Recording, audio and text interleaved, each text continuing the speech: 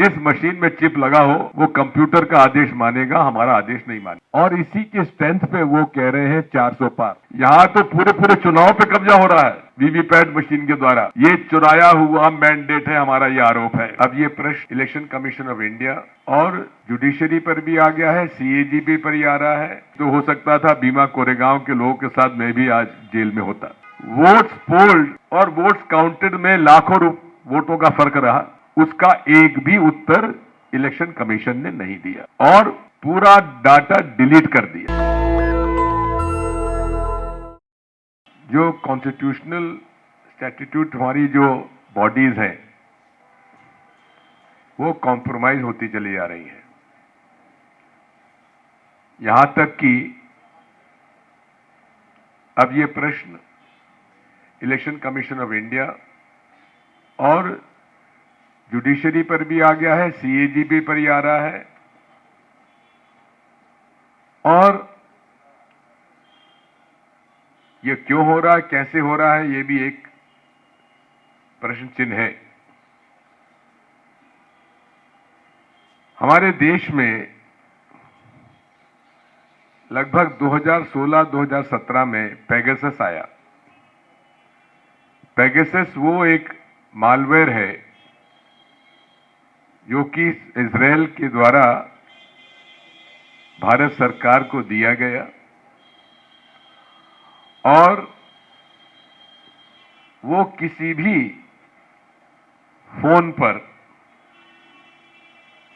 घंटी आने पर यदि आप उसको रिसीव कर लें तो उससे वो मालवेयर आपके फोन में प्रवेश किया जा सकता है।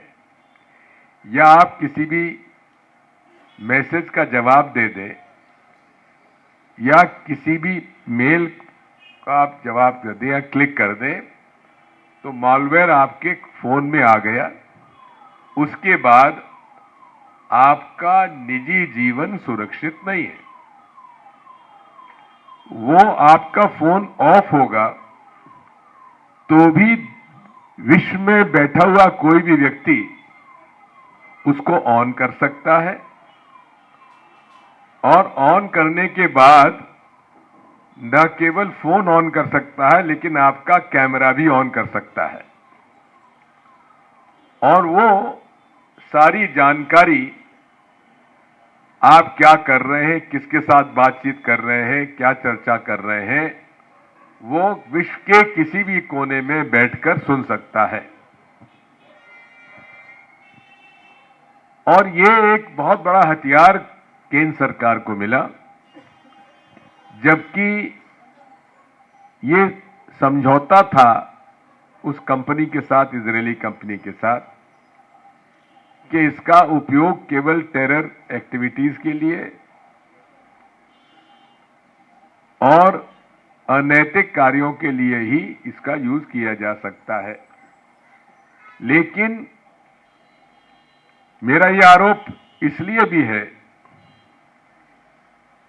कि एक आपको भीमा कोरेगांव का प्रकरण मालूम होगा, जिसमें भीमा कोरेगांव के अंदर वो सारे लोग जो सिविल सोसाइटी के एक्टिविस्ट थे उनको अर्बन नक्सल के नाम से उनको अरेस्ट किया गया और कई तो अभी तक जेल में बंद है। उसी केस में एक ईमेल जो एक कोई नक्सलाइट से दूसरे नक्सलाइट को लिखा गया, उसमें दिग्विजय सिंह का नाम भी जोड़ दिया गया और मेरा फोन नंबर भी डाल दिया गया कि साहब इस नंबर पे आप दिग्विजय सिंह से चर्चा कर लीजिए और वो आपको हर तरह की मदद करेंगे, from a Naxalite to Naxalite. मेरे ऊपर एक केस दर्ज हो गया, एफआईआर हो गया पुणे में, मुझे जानकारी मिली। मेरा सौभाग्य था कि जो नंबर डाला गया वो मेरे राज्यसभा के हुज हू में तो था, लेकिन मैंने उसका उपयोग बंद कर दिया था, जिससे कि मैं उससे थोड़ा सा बच गया। नहीं तो हो सकता था भीमा कोरेगांव के लोगों के साथ मैं भी आज जेल में होता। तो ये बात है कि ये दोनों शाह और शहनशाह की जो जोड़ी है इसने पेगासस को हथियार के रूप में सारी हमारी स्टैट्यूटरी बॉडीज के लोगों को समझौता कॉम्प्रोमाइज कर लिया है, जिसकी वजह से आज कोई बोल नहीं सकता। अब चुनाव आयोग से ये हम उम्मीद कभी नहीं कर सकते थे कि आप पॉलिटिकल पार्टीज से मुलाकात का समय भी आप नहीं दे सकते। जैसा कि जस्टिस लोकुर जी के बारे में बताया, commission, central commission, citizens commission on election, CCE, justice Lokur जो कि एक बड़े एमिनेंट सुप्रीम कोर्ट के रिटायर्ड जज हैं, वो उसके अध्यक्ष थे। वजात हबीबुल्ला साहब जो कि बहुत ही एमिनेंट ब्यूरोक्रेट रहे हैं, और प्रोफेसर सुभाशीष बैनर्जी, डॉक्टर सुभाशीष बैनर्जी जो कि आईआईटी दिल्ली के कंप्यूटर साइंस फैकल्टी के हेड ऑफ डिपार्टमेंट रहे, वो उसके महामंत्री रहे। इन लोगों ने बहुत बड़े पैमाने पर international, national IT experts, cryptographers, इन सब से चर्चा करके एक रिपोर्ट तैयार की, और इसमें यह साफ बात आई कि ये हम नहीं कह सकते कि ये हो रहा है, लेकिन हो सकता है। Doubt was created during that report, और उसके बाद से इस बारे में चर्चा होने लगी। कई लोग हमसे भी मिलते थे। अब हमसे मिलते थे तो कहते थे साहब हमने तो वोट आपको दिया, लेकिन पता नहीं वोट निकला नहीं। मैं इसके बारे में आपके पास कुछ वोट स्विंग्स, ये जो वोट स्विंग होता है, जिसको कि आज बड़े पैमाने पर जितने भी हमारे पोल एनालिस्ट होते हैं वो इस बारे में कहते हैं। मैं आपको उत्तर प्रदेश, मध्य प्रदेश, राजस्थान, छत्तीसगढ़ और झारखंड को आपके फिगर्स दे रहा हूं, मैं आपको सर्कुलेट कर दूंगा। सामान्य तौर पर वोट स्विंग जो है वो असेंबली और पार्लियामेंट का पार्टीज में 2 से 5% हो तो बहुत माना जाता है, लेकिन उत्तर प्रदेश में भाजपा को असेंबली में मिला 15%, लेकिन पार्लियामेंट में मिला 42%, यानी कि 27.32% का वोट स्विंग हुआ है 2014 में। उसके बाद असेंबली फिर आई तो 42% से घटकर वो रह गया 24%, यानी कि -17% वोट स्विंग बीजेपी के एंटी रहा असेंबली इलेक्शन में। और 2019 आया, फिर 2017 के असेंबली विधानसभा चुनाव में मिला 24.70%, और पार्लियामेंट में बढ़ के हो गया 49.6, यानी कि वोट स्विंग ऑफ 24.86%। क्या ये संभव है? और फिर ये बात असेंबली में फिर 8% कम हो गया। मध्य प्रदेश, असेंबली में उनको मिला 2013 में 44%, पार्लियामेंट में 9.15, पार्लियामेंट में बीजेपी के लिए vote swing in their favour, वो बढ़ के हो गया 54.03, असेंबली में घट के हो गया 41.02 2018 में, लेकिन पार्लियामेंट में vote swing in favour of 16.98, मतलब 17%।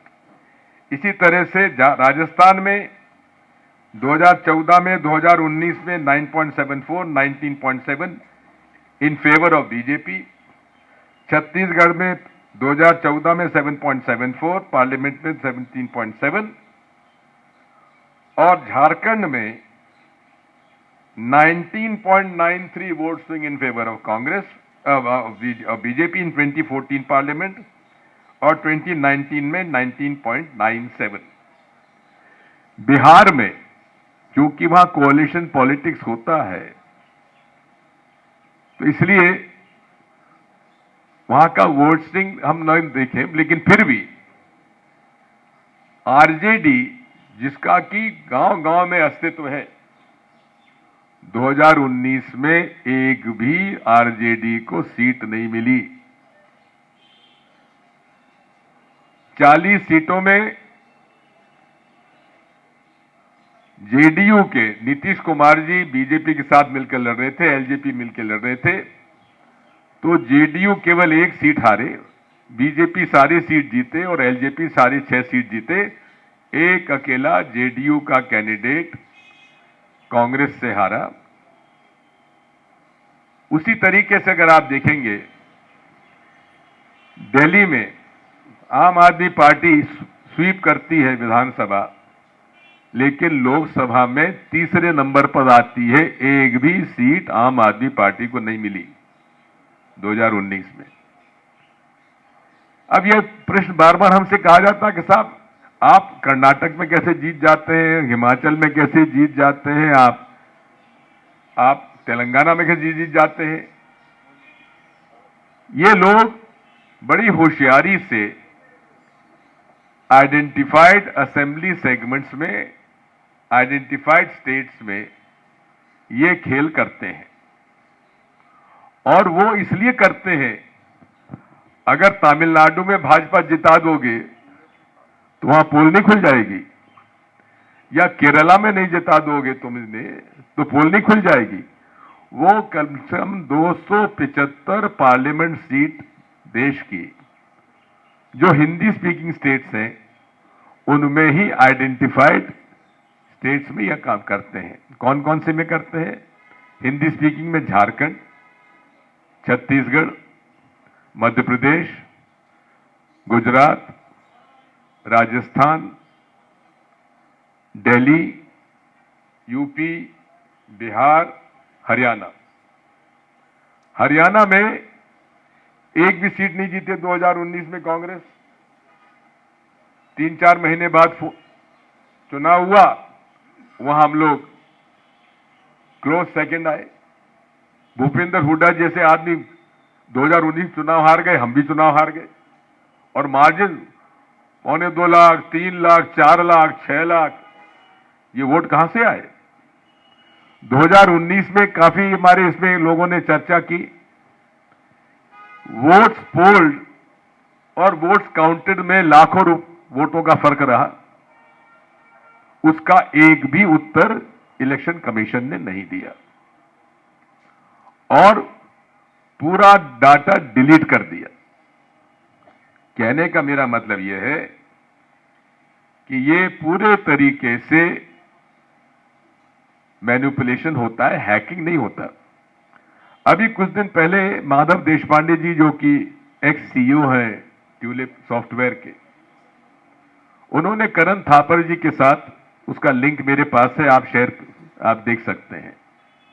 उन्होंने कहा है कि सॉफ्टवेयर के आने के बाद, 1998 के बाद सॉफ्टवेयर कंप्यूटर्स में आया है। जब सॉफ्टवेयर आ गया तो ऑपरेटर का कमांड आपकी मशीन नहीं मानेगा, वो तो सॉफ्टवेयर के कमांड की मशीन आदेश मानेगा। तब से इसकी संभावना और बढ़ जाती है। अब हमसे कहा जाता है कि साहब, ये तो कांग्रेस पार्टी ही लाई थी इलेक्शन ईवीएम मशीन, हम लाए थे, तब वो बड़ा सीधा सा था, बटन दबाओ काउंट होता था। हम तो तब से इसका विरोध करते हैं, भाई हमको इस पर भरोसा नहीं है, क्योंकि जिस मशीन में चिप लगा हो वो कंप्यूटर का आदेश मानेगा, हमारा आदेश नहीं मानेगा। इन सब बातों को साथ लेकर आज पूरे देश में ईवीएम के खिलाफ एक माहौल बन चुका है। अब 3 बड़े साधारण सवाल commission, citizen commission of election ने 3 बेसिक सवाल पूछे इलेक्शन कमीशन से। ये बार बार कहते हैं कि चिप हमारा जो है वन टाइम प्रोग्रामेबल चिप है, कोई भी छेड़छाड़ इसकर करेगा तो वो it will burn out itself. लेकिन अब वीवीपैट आने के बाद तो it is no longer a one time programmable chip, it is a multiple programmable chip. अब ये माइक्रोचिप कहां से आता है ये भी हमें नहीं मालूम। हमने पूछा, उसका कोई जवाब नहीं दिया। दूसरी बात, कहते हैं कि स्टैंड अलोन मशीन है, यानी कि इसका इंटरनेट से कोई कनेक्टिविटी नहीं होती, इसलिए हैकिंग नहीं हो सकती। लेकिन हमने पूछा कि अगर ऐसा सही है तो आप सिंबल लोडिंग यूनिट के माध्यम से वीवीपैट मशीन पर कैंडिडेट के नाम और सिंबल लोड करते हो, ये करते हो आप कब? विड्रॉल डेट के बाद। दो नॉन ऑफिशियल्स आते हैं हमारे भारत इलेक्ट्रॉनिक्स के भी, ईसीआई के। वो कौन आते हैं, क्या आते हैं, किसी को नहीं मालूम। और वो सिंबल लोडिंग यूनिट के लिए इंटरनेट कनेक्टिविटी मांगते हैं और उस इंटरनेट कनेक्टिविटी के माध्यम से सिंबल लोड होता है। तो हमने कहा कि भाई आप हमको ये तो बता दीजिए कि आपका सिंबल लोड कैसे होता है वीवीपैट मशीन में। उसका कोई उत्तर नहीं। सीधी सी एक बात है, 3 यूनिट है आपके, बैलेट यूनिट, वीवीपैट यूनिट और कंट्रोल यूनिट। पहले जो वीवीपैट आने के पहले बैलेट यूनिट कमांड भेजता था कंट्रोल यूनिट को और वो वोट रजिस्टर हो जाता था, गिनती हो जाती थी, उसमें गुंजाइश नहीं थी, वो स्टैंड अलोन मशीन था। वीवीपैट में तो सॉफ्टवेयर जो डाला है वो सॉफ्टवेयर आज भी सीक्रेट है। कौन सॉफ्टवेयर कौन ने बनाया,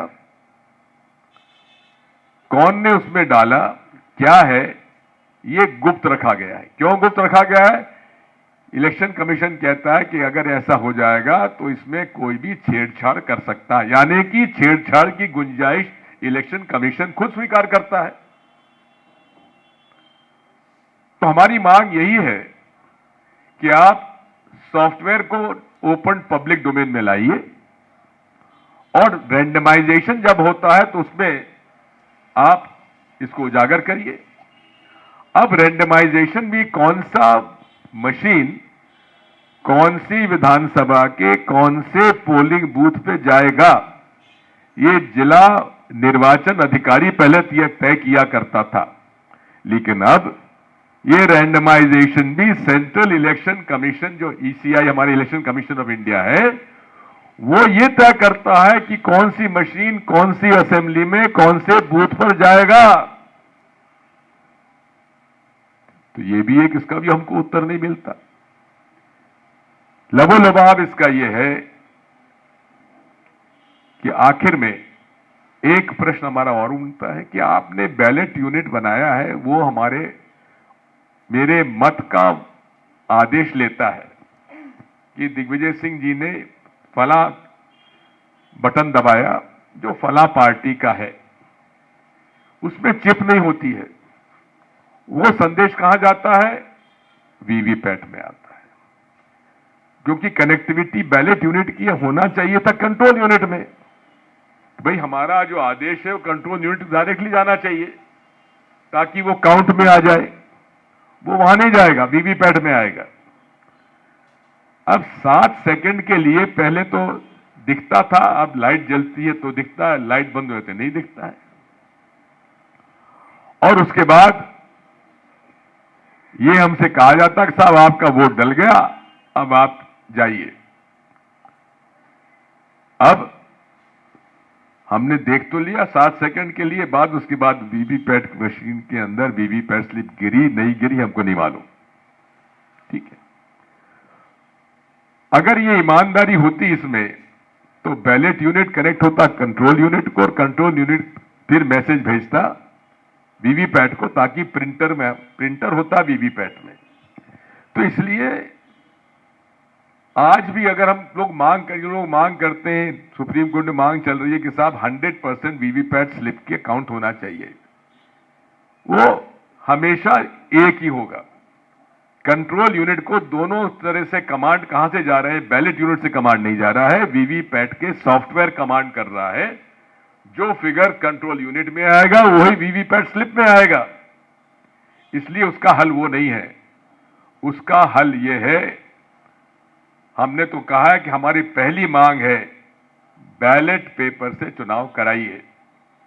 और इंडियन नेशनल कांग्रेस के एआईसीसी का रेजोल्यूशन 2018 का, उसमें ये हमने मांग की हुई कि हमको भरोसा नहीं है ईवीएम पर, बैलेट पेपर से चुनाव कराया जाना चाहिए।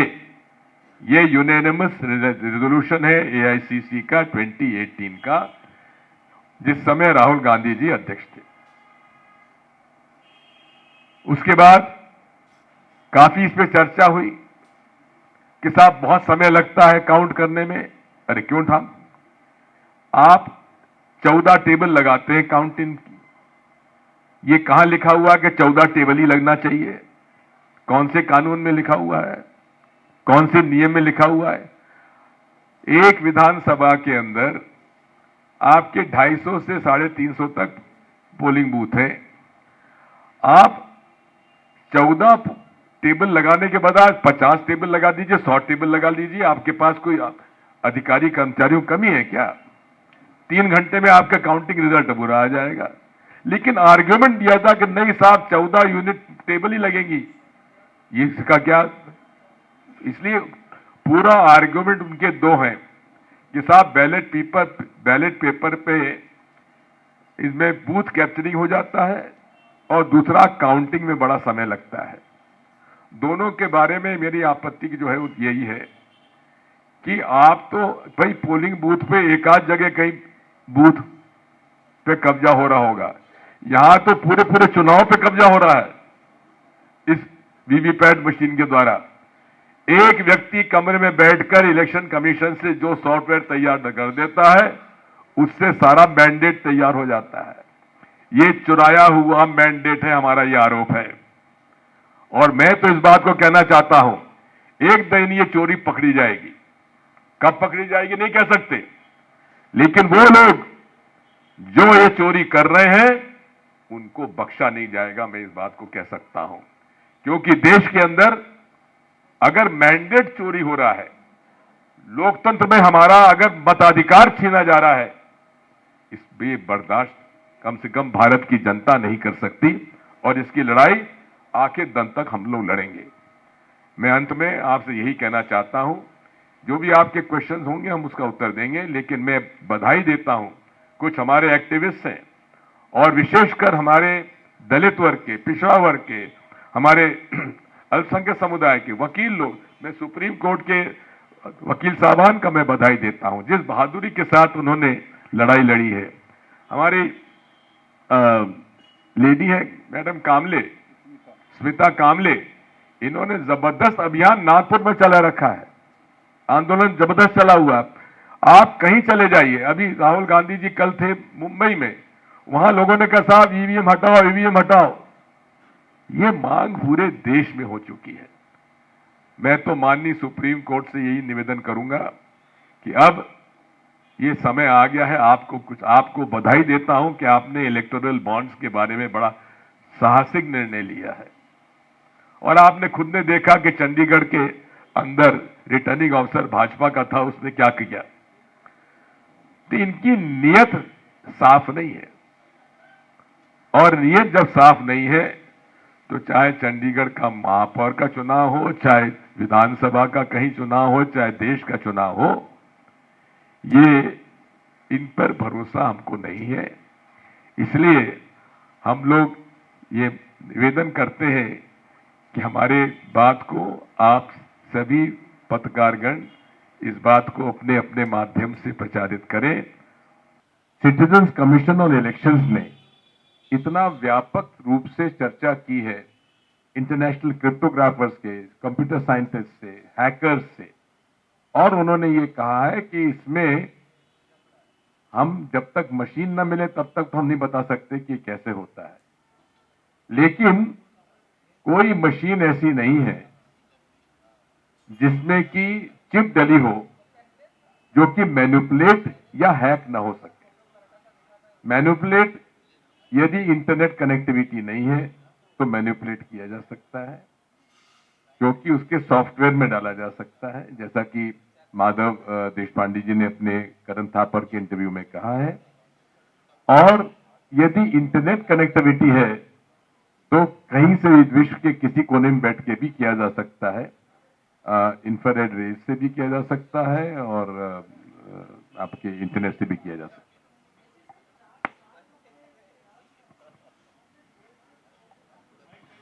जी देखिए, बात यह है मैडम कि ये एक बहुत सीरियस इशू है, ये बहुत सीरियस चार्ज है। We are challenging the mandate of 2019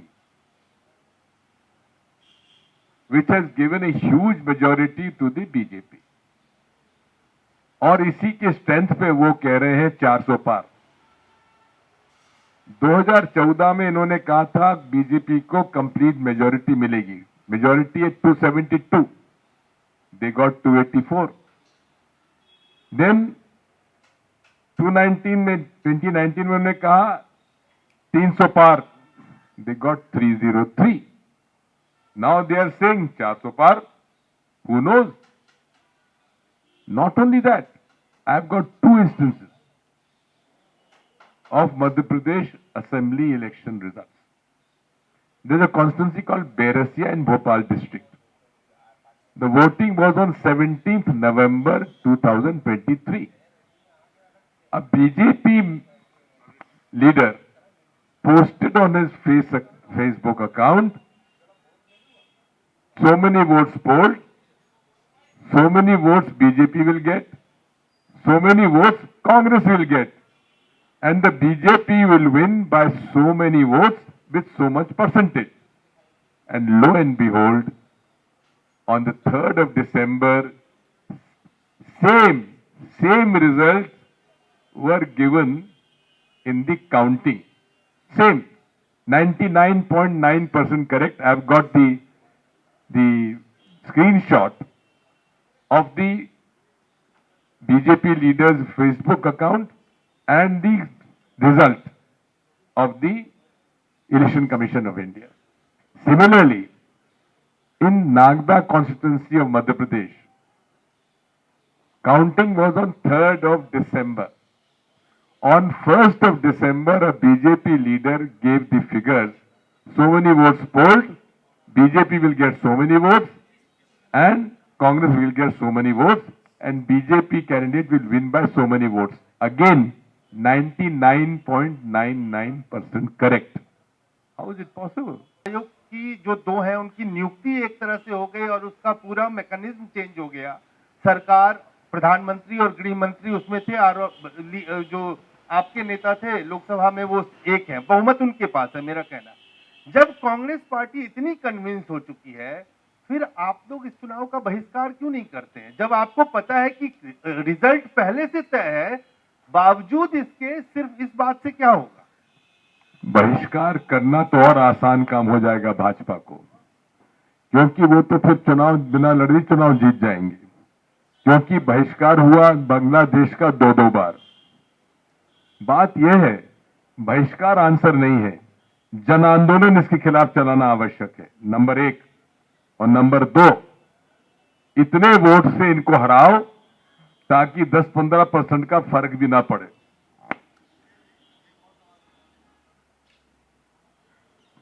Divya ji, एक सवाल यह है कि अभी उदित राज जी ने और जो आपके साथ लोग बैठे हैं उन्होंने कहा कि आक्रोश इतना ज्यादा है कि अगर चुनाव आयोग नहीं मानेगा बैलेट से चुनाव कराने के लिए तो ईवीएम तोड़ी जाएंगी।